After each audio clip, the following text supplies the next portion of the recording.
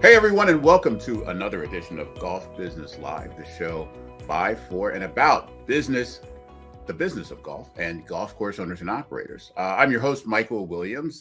Pleased as always to be with you. We're going to start off this week with a discussion that really is interesting for me. Having been a golf course operator, we know that we always talk about the ways to generate revenue, but there are some significant costs to operating a golf course, not least of which, or probably maximum among them, is the actual maintenance of the golf course. There's a big honking patch of land that has to be taken care of every day of the year. It's an outdoor sport, so it has to be taken care of, and it has to be done well. Not taking care of it well will be the difference between not even sort of success and not successful. It can mean the difference between survival and not surviving. This is a topic that is obviously a constant source of interest for golf course owners and operators. And the discussion has turned recently to ways to save when you have now not only the typical challenges that you see with agronomy as a science, but also now the science of people, how to get really enough people and enough competent people to be able to do this. Joining me now to talk about this is honestly one of my oldest and dearest friends in golf, someone who I met right at the very beginning of my golf career, and I'm happy to say has continued to be an innovator and a pioneer in the industry, and also a really, really good friend. Please welcome my good friend, the business development executive for Brightview Golf Maintenance, Ron Stepanek. Ron, welcome to Golf Business Live. How are you, my friend? Thank you, Michael. And first of all, the feeling is mutual. I really cherish our friendship a great deal, and you know, as far as Brightview goes, I really appreciate you having me here today. I look forward to having a good discussion. But I'm doing great. Really glad to hear that, my friend. And it would be a whole segment to talk about our initial connection through PGA and running the very first Play Golf America Day here in Washington, D.C. And I just have to say, working with you on that particular event is one of the moments that I knew I was right at the very beginning of my golf career. And that's when I knew I was in the right place. And golf's lucky you still have you too. So God bless, man. Thank you so much for that. Sure. Well, enough about us. Let's talk a little bit about the industry, because I just want to start off as I said in the open, we're talking about golf course maintenance, and it's such a big part of the success or failure, maybe the key part of it. Let's talk about this time over the last 10 years, and this general topic of golf course maintenance. How has that changed? Is it really a different ball game than it was 10 years ago? And do we have the same challenges, different challenges? Where do you see it from a helicopter view? Yes. So as a business development executive within our company that's dedicated to golf course maintenance, I don't get involved really into the details of the operations and the expertise. But I can say that our company as a whole is very concerned about the state of the industry when it comes to golf course maintenance. And, you know, it has to do with what's impacted golf overall the past couple of years is the pandemic. And, you know, there's no doubt that the pandemic has created this incredible boom and surge of participation and increase in revenues. And 100% great, needs to be embraced, needs to be cultivated. Yeah. But it's also brought challenges, right? And pretty some significant challenges. You know, first is labor. You know, there has been people aren't working as much. It's harder to find labor, and people are demanding more dollars. It's had a huge impact on golf course maintenance. You know, and then you know your access to fertilizers, chemicals, and pesticides. This has been a huge challenge, just not just finding it, but then prices are escalating. Fuel is escalating. Access to equipment is escalating. And so as you give the intro, you know, we normally find that, you know, the biggest expense at any golf course is the maintenance. So that's already your biggest expense. But with all of these challenges, those prices are escalating. And our golf courses committing to make the changes they need to ensure that they're continuing to deliver conditions they need. Yeah, it's really, I think you really hit on it there, that these are expenses that have to be covered. These are non-negotiable items, right? You can't cut them and say, well, we're not going to do this. There are some things on the revenue side that you can choose whether or not to do, but on this side, you really can't. And how do you find that companies are dealing with that? Courses are dealing with that because you have, I mean, certainly you have new golfers coming in, but if you have your cost of doing business escalating at a faster rate than the customers are coming in, I mean, it's not really difficult math to do. Sure. And what's ironic though is I think golf courses are making decisions on changes to their maintenance program and perhaps scaling back at times. For Brightview, we're trying to commit to not do that at all. We're trying to maintain our programs as best as possible. We're fortunate. We have an admin team, and especially we've got a PhD agronomist on staff. And one of his jobs is he continuously researches and investigates the industry for trends in chemicals and research in chemicals and trying to find out what works best where and perhaps what is the most cost effective. And so we're constantly trying to find what's the, gosh, if we can't get product XYZ, maybe we can use product ABC and get the same results, and maybe for not as big of an increase. And it's really important to say that we're never going to compromise conditions. Like, we need to deliver the best conditions possible, but at least we've got that. We're doing that research to make sure that we're doing it as efficiently as possible, right? We also see that at least access is starting to balance out, price is starting to balance out, which is good. So costs might not going to stop increasing at as high rate as they are. Fuel's coming down, which is great. That's all balancing out. Right. But I think one expense that's going to be here forever is the increase in cost of labor. Yeah. And because many golf courses needed to increase. If you have to increase that general labor by $1 or $2 an hour, everybody on the crew better get an increase as well.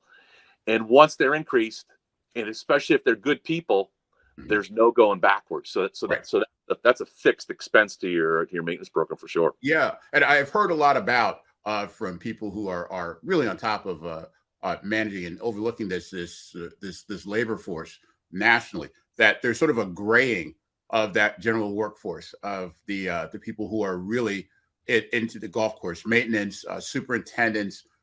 You're seeing a dwindling number of young people going into that particular position. So at some point, the shortage that we have now is going to reach crisis levels. Yeah. Are you seeing that same thing? 100%. And I think that's a really good point. That and that's one of my, Brightview is concerned about that. And Brightview does, our own internal recruitment from, when we have young people on staffs, we encourage and advise, and sometimes we support them to advance.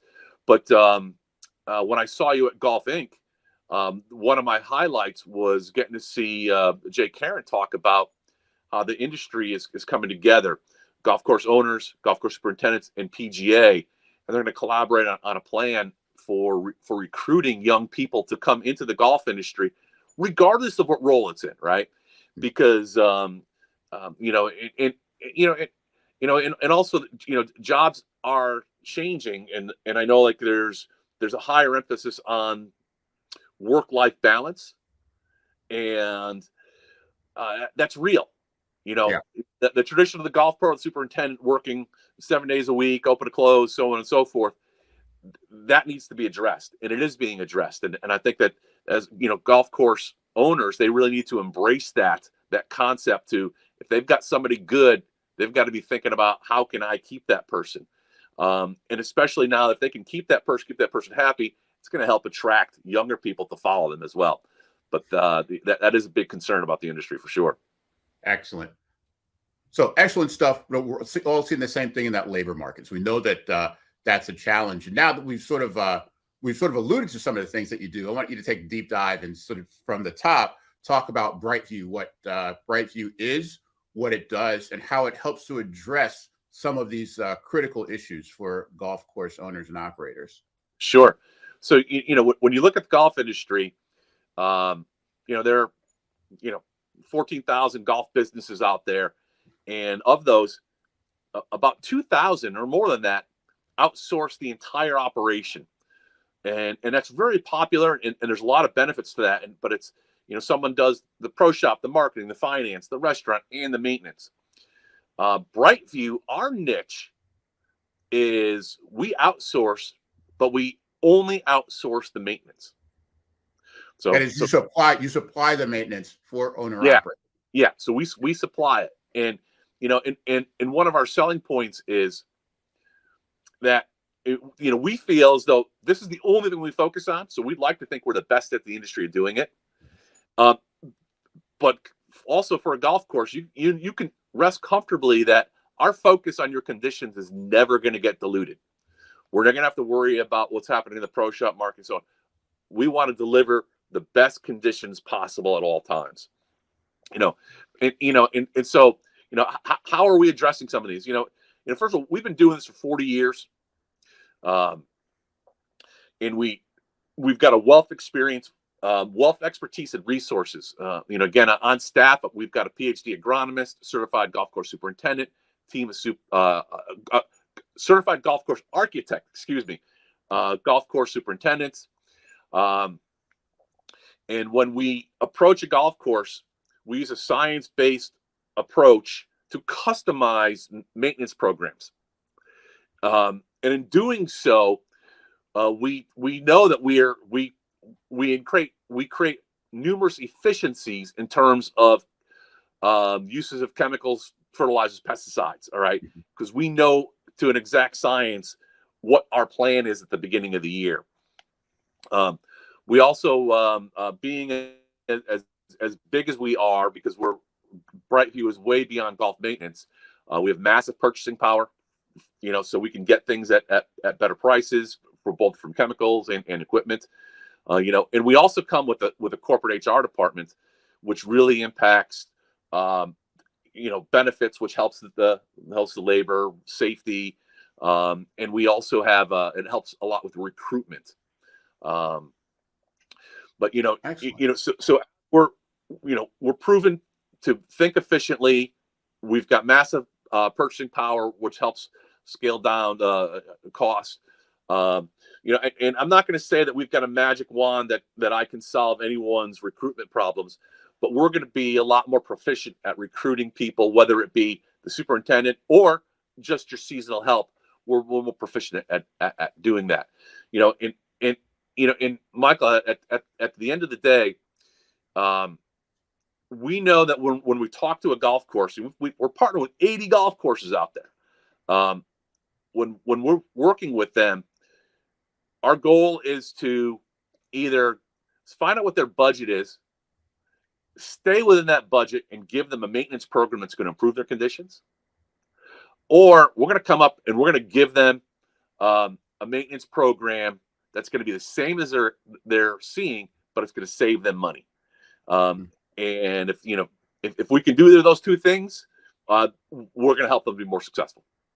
It's a really interesting concept, especially I would think for the multi-course owners and operators, because you have that infrastructure. I've been a part of one of those organizations. When you see in the budget all of the equipment, the numbers of, just the sheer dollar amount that has to be invested in equipment, and to do that times 2, 3, 4 courses. But now you're having this discussion about not spending all of that capital, that sunk capital there, and being able to use that in other places that are more obviously revenue generating rather than just a cost. So Ron, this has been a fascinating conversation. And I just, before we go, I just got to get your thoughts on what business owners, what golf course owners should be looking at going forward into the future. Where should we be putting our focus? And so we have 5 bullet points that we share with every owner, and to me now more than ever they're relevant and maybe simple, but they're vital. First, owners, really investigate. Are your conditions giving you a competitive advantage? Always be focused on that. Conditions are a consumer's or golfer's number one motivator to play.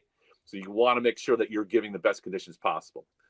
2, are you using a written agronomic plan? Or is your soup just kind of, using experience? You want to have a written plan because this way here, it's going to really help being as efficient as possible with your budget. 3, are you investing into your people? We've talked about the labor issues right now. You want to make sure that if you have good people, that you're investing into keeping them within reason, of course, but you want to make sure that you are retaining the people that can make or break you, basically. The 4th thing is, how is your inventory of equipment? All right. Just because you have equipment doesn't necessarily mean that you are being as efficient as possible. Understand the ROI of buying a new piece of equipment is just not a direct expense. It also could save you labor going forward, expenses going forward, and you got to know the balance of that. And then probably the most important thing, kind of what the question is, what are you doing to plan for the future? Especially with this windfall of new revenues that we're seeing, you need to be taking that and investing it back into your golf course, at least a piece of that. You want to be protecting that asset because you want to make sure that your course is sustainable for the next 20 years, right? And and so you got to be focusing on those 5 things. And and I would be remiss from not saying this. If you ever need any help, want to discuss it, reach out to us at Brightview. I was just about to say, where can we get in touch with you? Great. So contact me directly at ron.stepanek@brightview.com. Telephone number is 267-804-5473. Is that too salesy? It's like you. It's you, Ryan. Super personal and inviting, and that's who you are. I would be surprised. Call anytime. Operators are standing by. 24/7. But I hope my wife doesn't answer the phone. And with that, Ron, hey, thanks so much for dropping some knowledge on us here today. Always good to see you. I mean that, brother, and really can't wait to see you again, either here on this show or even better yet in person. Let's go out and hit a couple. Yeah. Well, keep up the great work, Michael. It's great to see you. So thank you so much. Thank you so much, Ron. That's Ron Stepanek of Brightview. Again, forward-looking, innovative ways to look at golf course management, golf course ownership. These are the things that drive the business. Without doing well in this, you can't do well as a golf course owner. So I think that was really useful talk. We'll be right back. We'll take a quick break.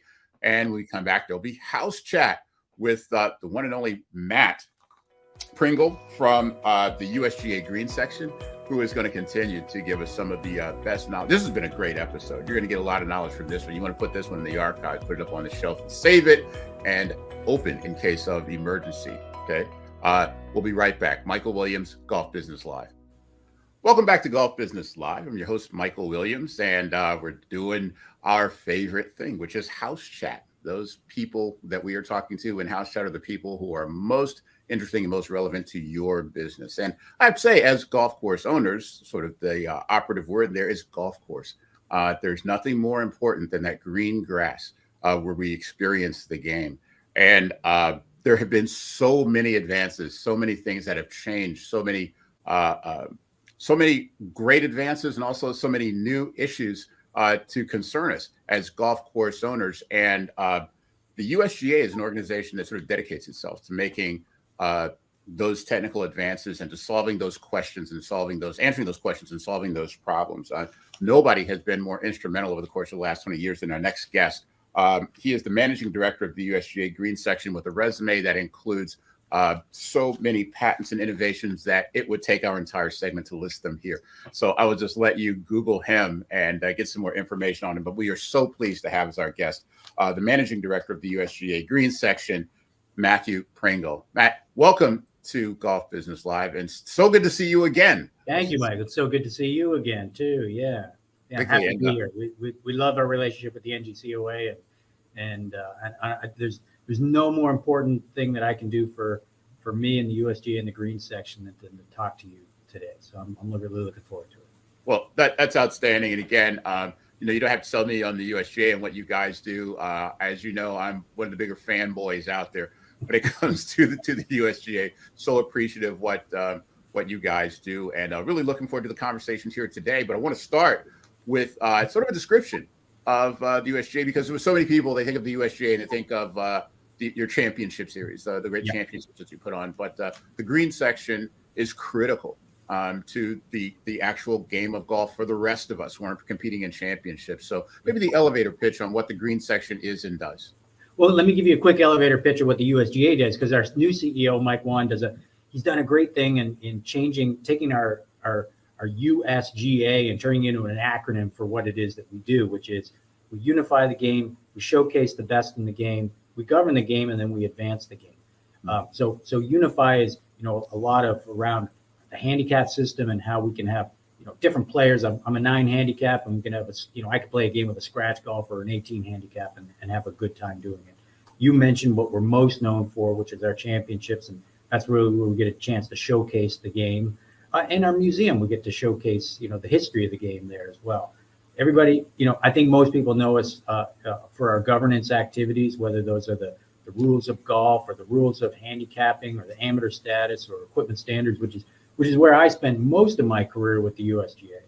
But the one that's near and dear to me now is advancing the game, and the Green Section has been front and center with the USGA for 102 years in advancing for us best practices and the latest technologies and innovations and research that we can help foster and bring to the game to make our golf courses better, because you mentioned, you can't have golf without golf courses, and they are by far the biggest asset that the industry has.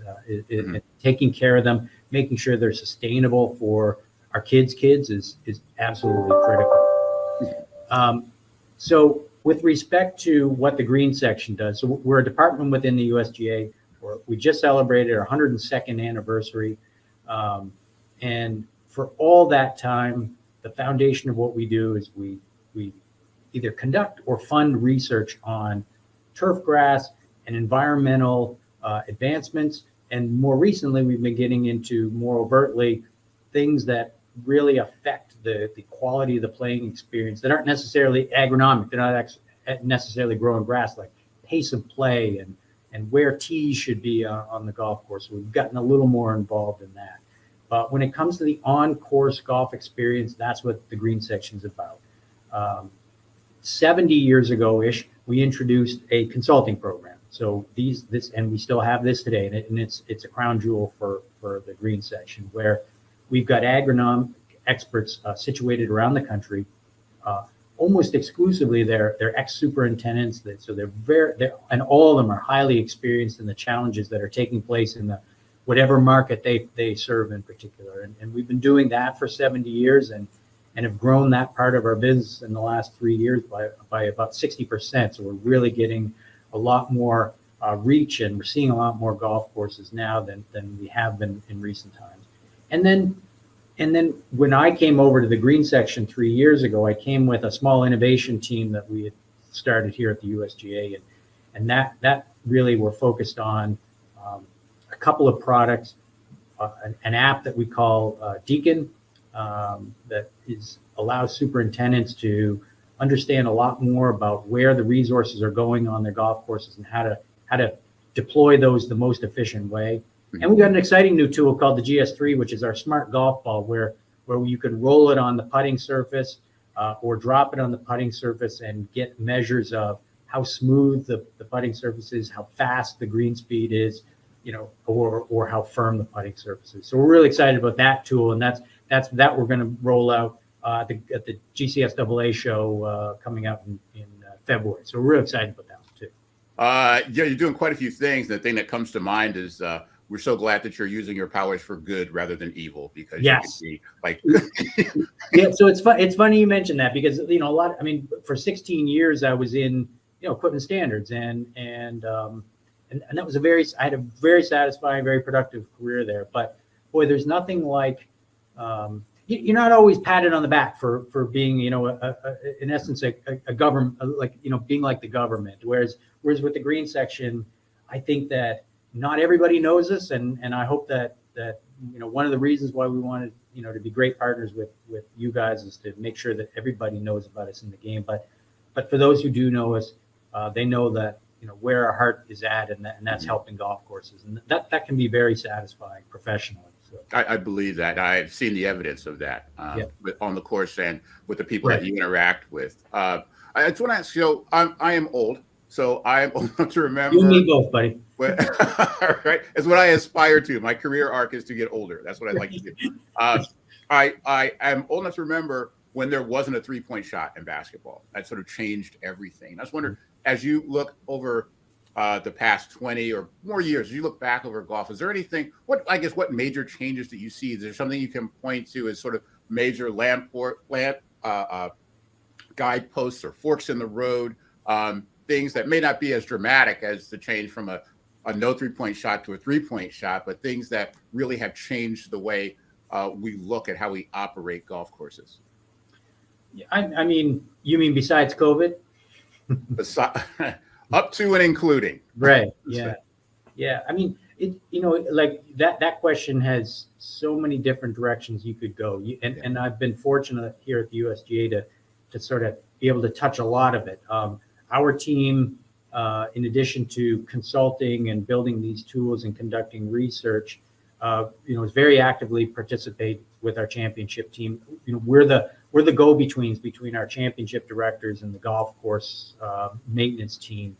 And clearly we've become much more data-driven around how the golf course gets set up to try to achieve what the championship directors want for each of our championships, whether that's the U.S. Open, the 4-ball, the senior women's amateur, and everything in between. I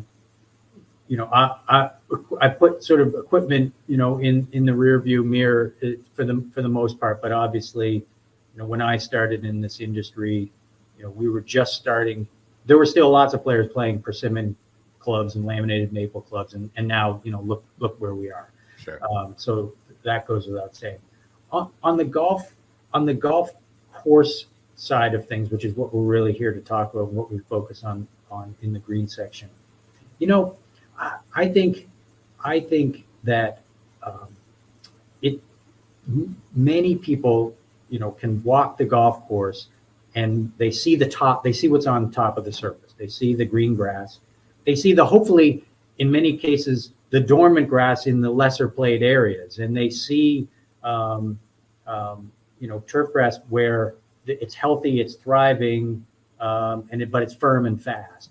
And but I didn't appreciate before coming over to this team, and I think most people don't appreciate how advanced all of that truly is, even though it looks like blades of grass and grains of sand, and it truly is innovative. And the turf managers out there, superintendents across the country and around the world, are on the front edge of delivering those expectations in an environment that they don't have very little control over day to day when it comes to weather and the challenges that brings. And it's been really eye-opening for me to understand how decades and decades of us funding research on breeding new grasses that require less inputs, require less pesticides and nutrients and water, while still delivering, great playing conditions. Take a look at the cover of like a Golf Digest from the 50s, and there'll be a tour venue, and you'll look at it and you'll say, man, that wouldn't live up to a $20 a round daily fee course now. Like, conditions have just generally gotten so much better. Yeah, we're getting a lot more sophisticated as an industry about where to take the limited resources we have and apply it. And COVID's been such a boon, but it's also been such a challenge with respect to labor that we've been forced to economize and triage what happens on the golf course. And the fact of the matter is that when we look at, for example, a service that we have called our GPS service, where we put loggers in the pockets of golfers and have them track where they actually go, not where their cart goes, but where they actually go and play. There's a lot of the golf course that doesn't see a lot of action, and there's a lot of opportunity to move the resources that we're using for those, into places where it's going to have more impact. And I know everybody knows that it's greens, tees, and fairways, but even within that, there's lots of opportunities to get more efficient and economizing, whether that's labor across the country or whether that's water in the arid parts of the country. There's opportunity, and we're looking forward to really continuing to take what we've been doing for 102 years and do it for the next 102 years as we drive these efficiencies and economies, in partnership with the golf course superintendent, but frequently in partnership with the owner and the boards, because they're the ones that are, at the end of the day, have to sign off on all these changes. Mm-hmm. And if you want to get some interesting data, just put one of those trackers on me on a day when my driver isn't working. And So sometimes we notice there's particular trees that people visit more frequently than you would expect. So there's some funny stuff there too. I was like Dr. Zeus said, the places you'll go. Exactly. That's it. Exactly. I don't want to leave without talking specifically about the partnership between the USGA and the USGA and the Golf Course Owners Association. Yep. Just sort of formally and informally, what are the ways that are available to golf course owners who are members to take advantage of this great resource that we have in this relationship with the USGA?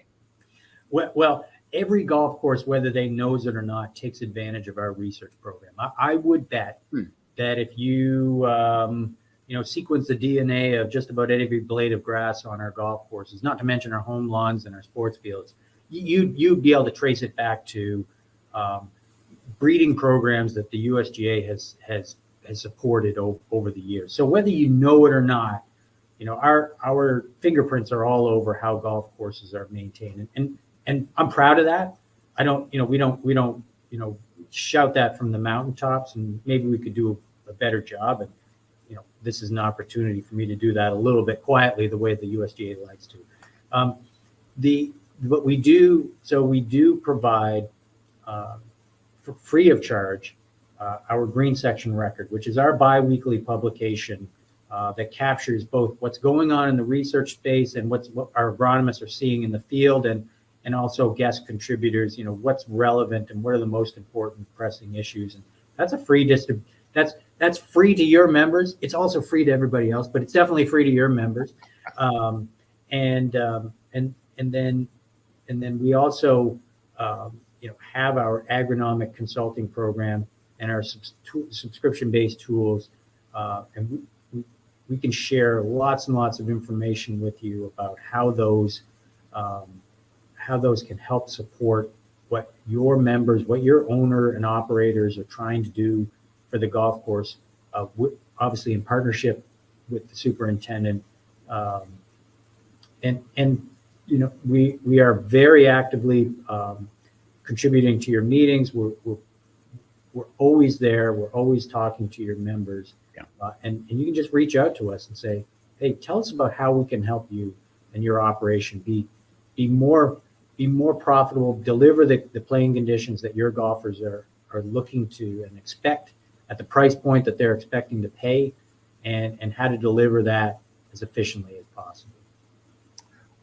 Again, it's just amazing what you guys do, and how quietly you do it. You talk about the swan that's sort of gliding along the top and working furiously underneath. I think that's really an apt analogy for the work that you do at the USGA. And thank you again for all of your work. We'll be watching you and your research teams. Like, you got a little Bell Labs thing going on over there. So Fine. Yeah. We'll be looking for the next white puff of smoke that precedes the next innovation from you. We know it's going to be coming fast and furious. So thank you again, Matt, for spending some time. Of course. And look forward to having you back in.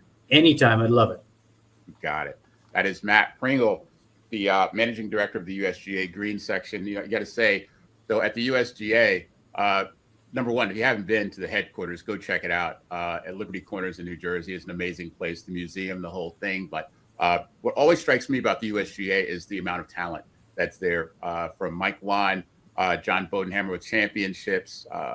We have Matt there, and just the entire team. The level of talent and expertise and commitment to the game that resides at the USGA is something that gives me great comfort in the game going forward. When you have people like that working for you, there's not going to be much that's going to be able to stop you. That's going to be it for this edition of Golf Business Live. Thank you so much for watching. We look forward to having you back for the next episode. Until then, Michael Williams, you take care. Go out and hit some balls, and when you do, hit them straight.